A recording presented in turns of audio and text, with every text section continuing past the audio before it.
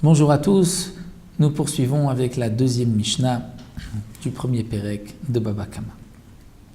La Mishnah nous enseigne Kol shechavti beshmirato, c'est-à-dire toute chose où j'avais l'obligation de le garder. Une bête, j'ai l'obligation de garder ma bête, qu'elle ne cause pas de dégâts, de dommages. Irsharti et nisko.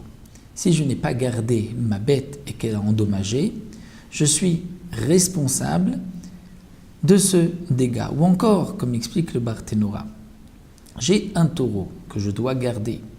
Je ne peux pas laisser la garde de ce taureau à un enfant ou à une personne dérangée et qui n'est pas responsable de ses actes, puisqu'à ce moment-là, je ne garde pas mon taureau. Si j'ai laissé mon taureau ou mon chien, j'ai un chien méchant, que je laisse à un enfant, je laisse la garde de ce chien à un enfant et qu'ensuite le chien a endommagé, je suis évidemment responsable du dégât de ce chien, de cette bête, de ce taureau, comme si c'était moi qui avais donc permis ce dégât, ce dommage. La Mishnah poursuit aussi, nous dit Irsharti bemiktsat nizko, même si je n'ai causé qu'une partie du dégât. Et là, la Gemara nous explique, Talmud Barthénora le rapporte, les Chachamim, nos sages, ont évalué que lorsque un homme creuse un trou dans le domaine public, si une autre bête tombe dans ce trou, la bête pourra mourir si le trou est profond de 10 tfachim, de 10 palmes, environ 1 mètre. Moins que 1 mètre, la bête ne va pas mourir. Elle peut être endommagée, mais elle ne va pas mourir. Quelle sera la loi dans le cas où une première personne a creusé un trou de 8 tfachim, de 80 cm, et une autre personne, un second, vient rajouter 2 tfachim, et c'est maintenant un trou profond de 10 tfachim. Attention, même sur la plage, il faut faire attention de ne pas creuser des trous, puisque c'est aussi un bord, un puits qui pourrait causer un dommage. Donc le premier a creusé 8 ou 9 tfachim, 80-90 cm, et le deuxième a creusé un téphar en plus, ou 2. Et il est arrivé au chiffre de 10. Un taureau est tombé et il est mort, ou un âne, ou un cheval, ou une bête, même un chat, et il est mort, le dernier est responsable, puisque c'est à cause du dernier que cette bête a pu mourir. Nous verrons par la suite pourquoi un trou de 10 tfachim permet à une bête de mourir et moins que cela, elle ne va pas mourir. Ça, nous le verrons dans les Mishnayot qui suivront.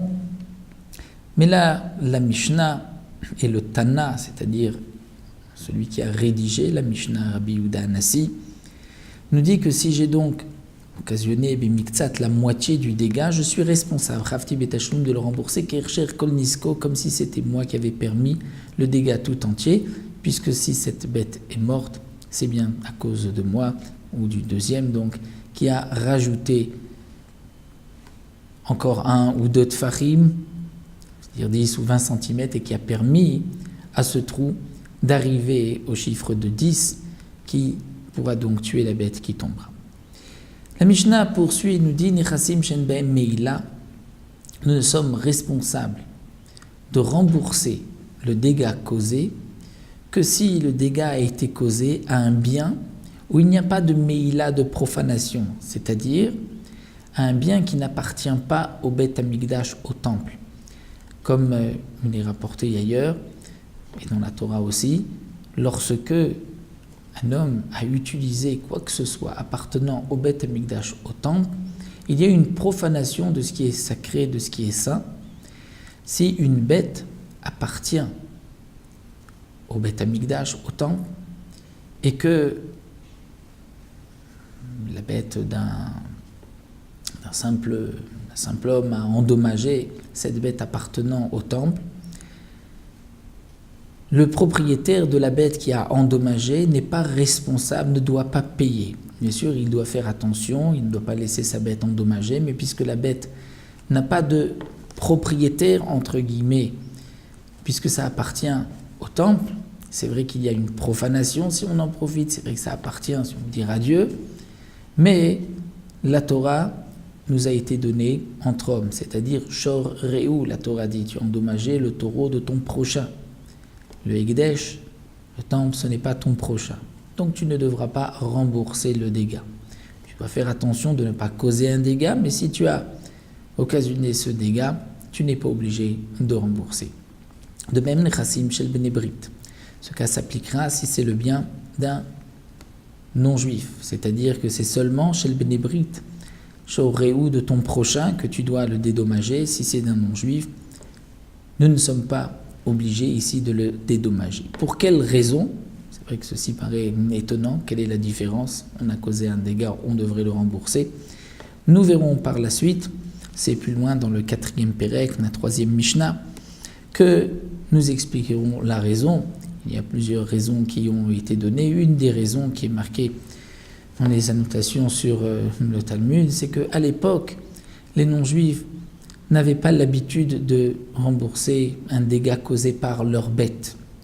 Donc de même, vis-à-vis d'eux, si notre bête a endommagé, on ne devait pas les dédommager, comme eux avaient l'habitude de régler leurs dommages, on agira de même. Nous verrons aussi qu'il y avait même une amende, mais ceci sera développé par la suite. Encore la Mishnah dit Nechassim amiyuchadim, on ne doit dédommager que si on a endommagé un bien miyuchadim, c'est-à-dire qui a un propriétaire, et non pas un bien qui est efker, qui n'appartient à personne, qui a été abandonné. Ou bechol makom, et dans tout endroit. Là où ma bête a causé un dommage, là où mon bien a causé un dommage, je dois rembourser le dégât. Ce n'est pas le cas d'un homme qui a endommagé avec une voiture, puisque c'est vrai que c'est son bien, sa voiture qui a endommagé, mais c'est lui qui conduit la voiture, c'est comme si lui a endommagé, la voiture c'est comme sa main, comme son bras, comme son pied. Donc nous verrons ces dynimes-là, ces lois par la suite. Donc dans n'importe quel endroit, bechol makom, chutz à l'exception, mirishut amiyuchedet la mazik, que si c'est un domaine qui appartient à celui qui a endommagé, c'est-à-dire si le taureau de mon prochain est rentré chez moi et que mon taureau l'a endommagé, je ne suis pas responsable de le dédommager, je lui dirai qu'est-ce que faisait ton taureau chez moi. Et comme le précise le Barthénora, c'est seulement si mon taureau a endommagé son taureau.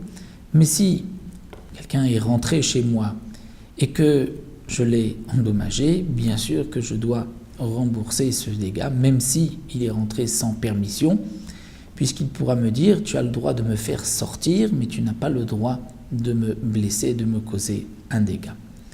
Ou encore, nous verrons Reshut Anizak vers Mazik, c'est-à-dire lorsque c'est un domaine qui appartenait aux deux, et que le taureau d'un a encorné le taureau de l'autre, ou a abîmé donc, les biens de l'autre, il devra le dédommager, ou Kshéizik, et lorsqu'il endommage, Rav Mazik, donc le propriétaire de celui qui a endommagé de la bête, ou celui qui a causé le dommage, se devra, les Shalem, de rembourser Tashlominez avec le remboursement du dégât, Bemeta Varetz, du meilleur de sa terre, comme nous l'avons vu, c'est-à-dire que s'il veut payer avec un terrain, il donnera la meilleure qualité de terrain qu'il a chez lui.